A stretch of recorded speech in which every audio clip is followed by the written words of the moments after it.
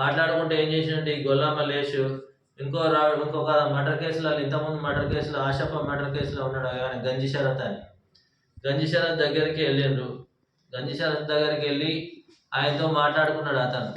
మాట్లాడుకొని ఫస్టే 3,90,000 తీసేసుకుండు ఈ ఏటు గొల్లా మల్లేష్ వీళ్ళ దగ్గర, హనుమన్న దగ్గర తీసుకొని వాళ్ళిద్దరికి గొల్లా మల్లేష్కి అండ్ గంజి శరత్కి ఈ హనుమన్న, చిన్నరాములు అనే వ్యక్తులు ఇక్కడ మన దేవరకద్రకు వచ్చి ఆయన చూపించారు మహబూని. అనిల్ చంపుదామని చూస్తే అనిల్ ఇక్కడ లేడు, హైదరాబాద్ ఉన్నాడు, ఈజీగా ఇక్కడ లోకల్లో ఉన్న వ్యక్తి తొందరగా దొరుకుతుందని ఈ మహబూని చూపిస్తే మహబూ రాత్రిపూట డైలీ ఇక్కడికి హమాలి పనికి వచ్చి డైలీ పోతుంటే అది చూసి కాపు కాసి స్కూటీ మీద ఇద్దరు పోయి, అంటే A2 A3 Golla Mallesh and గంజి శరత్ వీళ్ళిద్దరు చెరొక వేట కొడవలు స్కూటీ మీద పోయి ఆడ అడ్డగించి అంటే ముందే పోయి వస్తుందని తెలిసిపోయి ఆ కాలువ దగ్గర కాపు కాసి వస్తుంటే ఆయన పట్టుకొని వేట కొడవలతో వెంబడించి నరికి చంపడం జరిగింది.